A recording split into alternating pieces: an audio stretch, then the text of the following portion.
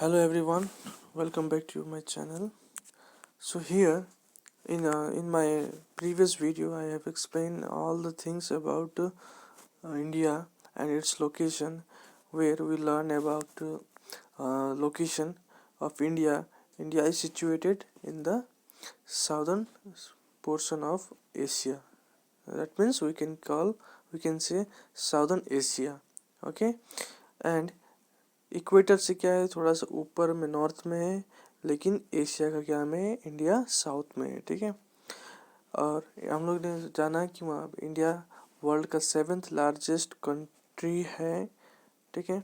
उसमें हम लोग ने शॉर्ट फॉर्म में RCH बुआई, जो हम लोग ने शॉर्ट फॉर्म सीखा. R से Russia, CH China, C Canada, B Brazil, U से USA. ठीक है. और A से ऑस्ट्रेलिया एंड I से इंडिया. तो RCH बुआई. ठीक है. शॉर्ट फॉर्म के बारे में जाना. देन आफ्टर हम लोग ने बाउंड्रीज, नेबरिंग कंट्रीज के बारे में जाना, जिससे इंडिया बाउंड्री शेयर करता है.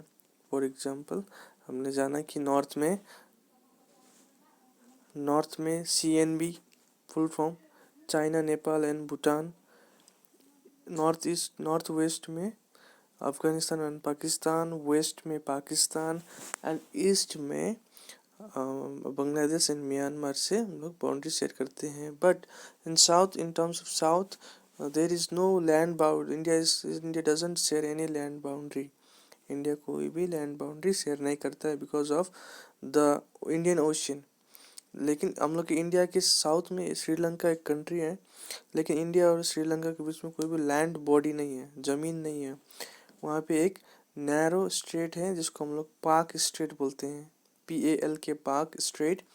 और वहाँ पे एक गल्फ है जिसको बोलते हैं, खाड़ी है, मन्नार की खाड़ी. Okay, gulf of Mannar. तो ये जो है गल्फ ऑफ मन्नार और पाक स्ट्रेट इंडिया और श्रीलंका को क्या करता है, सेपरेट करता है, अलग करता है. ठीक है. Now in this video we will learn about the latitudinal and longitudinal extent of India. So in this image you can see clearly that uh, the here the in this map there are few terms you have to know about it. Okay, so first of all I will explain one by one. So जैसे मैंने बताया था कि वहाँ पे पिछले video में कि इंडिया का सदर्न पोर्शन मेनलैंड में कन्याकुमारी है. ठीक है. और नॉर्थ में क्या है, इंदिरा कोल. बट जब when we include all the mainland and islands of India, then the southernmost point will be Indira point. ठीक है. क्या होगा, इंदिरा पॉइंट, जो कहाँ पे है, अंडमान निकोबार पर.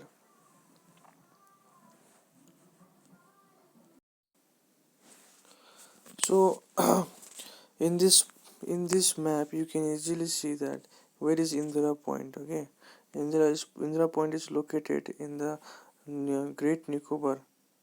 Okay, Cambay Island of Great Nicobar, Indira Point is situated. So here is the southernmost point of India. समझ में आया, दिख रहा है. ये मेन लैंड कहाँ पे है, यहाँ पे कन्याकुमारी जो दिख रहा है आपको, यहाँ पे ये कन्याकुमारी. ठीक है. और जो इंदिरा पॉइंट आपको यहाँ पे दिख रहा है. ठीक है. तो इंदिरा पॉइंट का डिस्टेंस थोड़ा सा ज़्यादा है. अब नॉर्थ और साउथ के बारे में तो पता चल गया. अब ईस्ट और वेस्ट के बारे में जानेंगे. ठीक है. तो ये एक लाइन जो आपको दिख रहा है यहाँ पे, ये ईस्ट टू वेस्ट कनेक्ट करता है. ठीक है. और ये ईस्टर्न मोस्ट पॉइंट है, और ये western most point of India है. जैसे नॉर्दर्न मोस्ट पॉइंट और सदर्न मोस्ट पॉइंट है, सेम उसी कंटेक्स्ट में ये वेस्टर्न ईस्टर्न है और ये वेस्टर्न है. ठीक है. तो ईस्टर्न मोस्ट पॉइंट का नाम है, इसको बोलते हैं हम किबूथू. ठीक है, किबीथू. और वेस्टर्न मोस्ट पॉइंट का नाम है गौर मोती.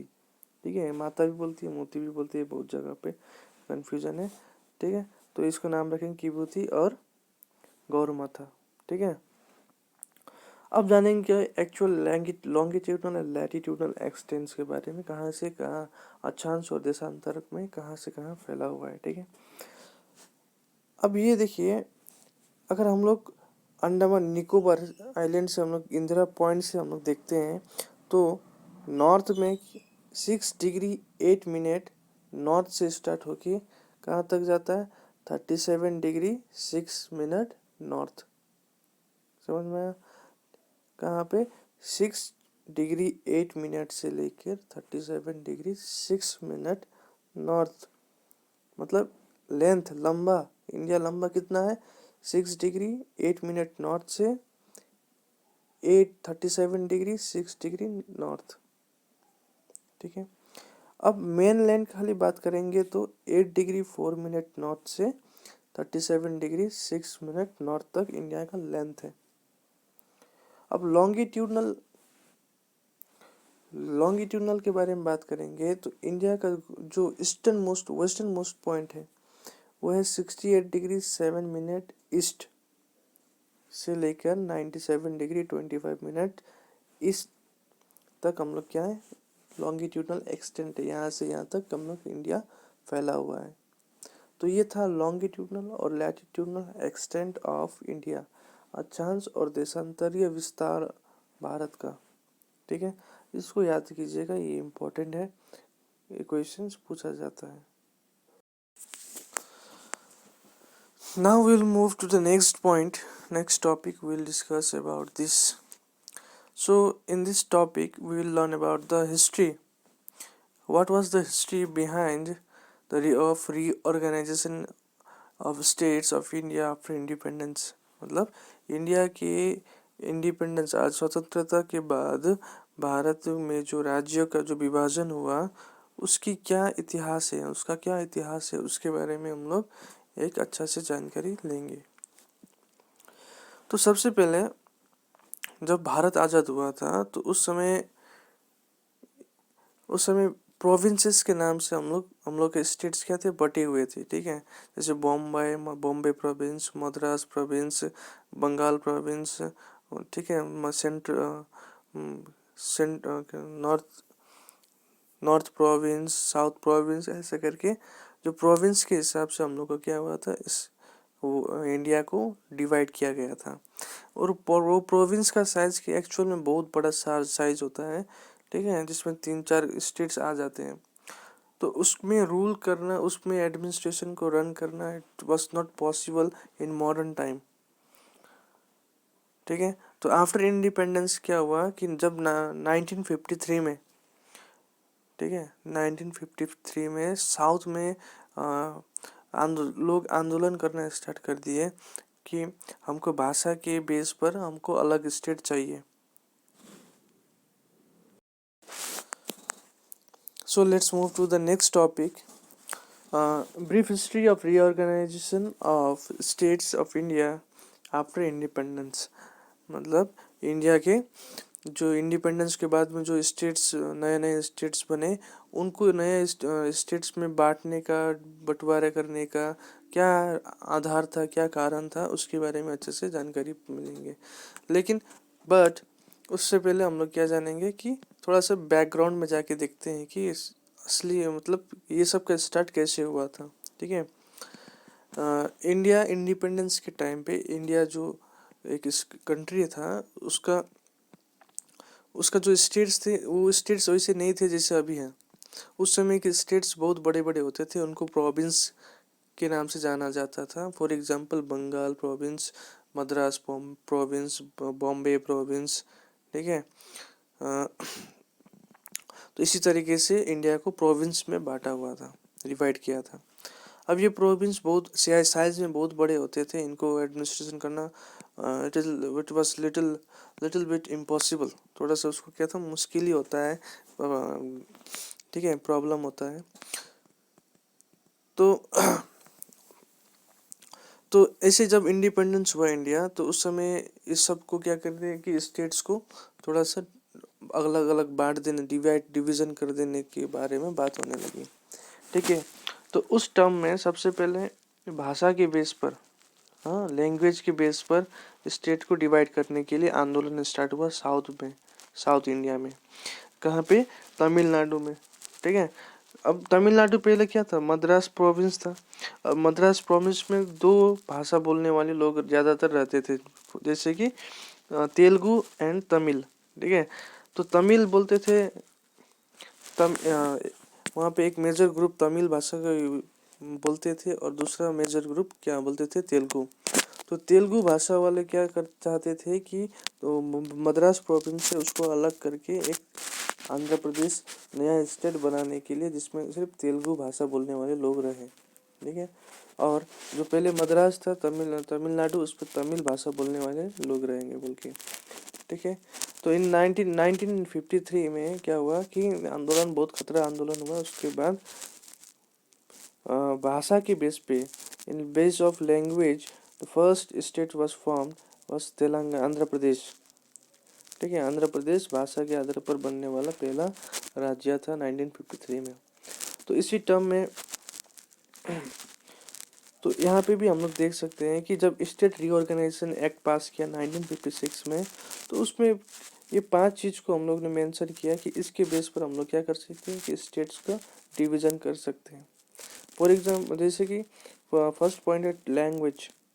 ठीक है, लैंग्वेज एक इम्पोर्टेंट रोल प्ले करता है स्टेट का डिवीज़न में, बिकॉज ऑफ दैट जब आसाम, ठीक है, आसाम एक स्टेट है, वहाँ पे majority of people speaks Assamese, इसलिए उस स्टेट का नाम क्या कर दिया? आसाम।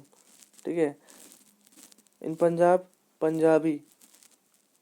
ठीक है, तो ऐसा ऐसा स्टेट्स है, उसको क्या कर दिया है कि भाषा के आधार पर उस स्टेट्स का नाम रख दिया और सेपरेट कर दिया बाकी स्टेट्स से। लेकिन कुछ कुछ राज्यों में क्या होता है, स्टेट्स में क्या होता है कि एक ही भाषा बोलने वाले लोग ज़्यादातर रहते हैं। ठीक है, तो उस पर थोड़ा सा प्रॉब्लम होता है। जैसे कि मध्य प्रदेश में भी हिंदी बोलते हैं। ठीक है, उसके बाद यूपी में हिंदी बोलते हैं, बिहार में भी हिंदी बोलते हैं, दिल्ली में भी हिंदी बोलते हैं। तो इस सब का नाम तो हिंदी रख देने से तो नहीं होगा ना। ठीक है, तो ऐसे ऐसे स्टेट्स का नाम, कुछ स्टेट्स का नाम उसकी भाषा के आधार पर, लैंग्वेज के आधार पर रखा गया है, और कुछ का स्टेट्स का नाम वहाँ पे नहीं रखा गया है। ठीक है, तो सेकंड है administrative advantage and skill.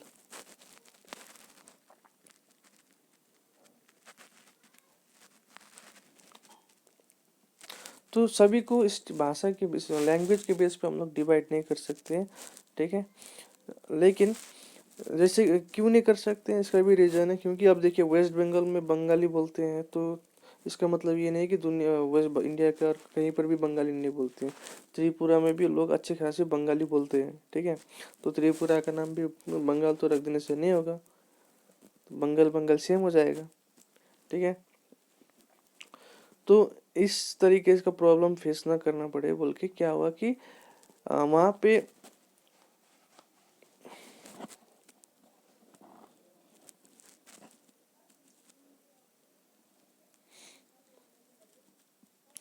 Administrative advantage है, वहाँ पे इजी होगा कि नहीं होगा। जैसे इंडिया, वेस्ट बंगाल और त्रिपुरा के बीच में गैप है, बहुत बड़ा गैप है।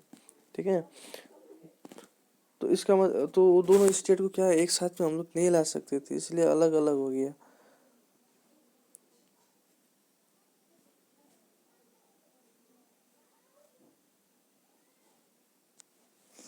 अब बाकी जो हिंदी बोलने वाले स्टेट्स थे, 4-5 स्टेट्स हैं, तो उनको एक ही साथ में कंबाइन करके एक स्टेट बना देने से क्या होगा कि बड़ा बड़ा स्टेट्स फॉर्म हो जाएगा। ठीक है, तो उसको एडमिनिस्ट्रेशन करना है तो थोड़ा मुश्किल हो जाएगा। तो एडमिनिस्ट्रेटिव एडवांटेज के हिसाब से भी हम लोग ने क्या किया है कि स्टेट्स का डिवीज़न किया है। ठीक है, कल्चर, अब एक ही कल्चर वाले पास पास में दो स्टेट्स होते हैं, तो दोनों को साथ में मिला देने से भी तो स्टेट्स बड़ा हो जाएगा। ठीक है,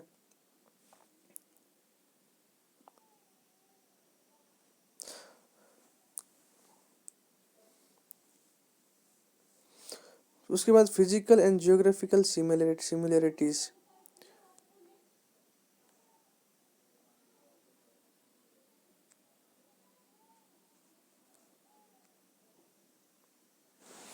तो किसी किसी स्टेट्स का फिजिकल और जोग्राफिकल सिमिलरिटीज़ को देख के भी उन दोनों को मर्ज कर दिया है, ठीक है, एक कर दिया या फिर अलग कर दिया गया।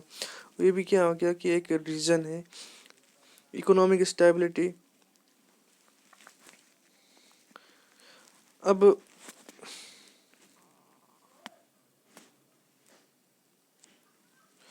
तो अभी देखिए, मान लीजिए किसी स्टेट्स को अलग कर दिया, ठीक है, उसको भी ऐसे करके डिवीज़न कर दिया कि वो स्टेट्स के पास में कोई भी अपना रिसोर्स नहीं रह पाया। जितना भी रिवर्स था दूसरे स्टेट में चला गया, जितना भी माउंटेन्स था, प्लेट्यूज था, जहाँ से वो मिनरल्स निकाल सकते थे, वो सब दूसरे स्टेट में चला गया।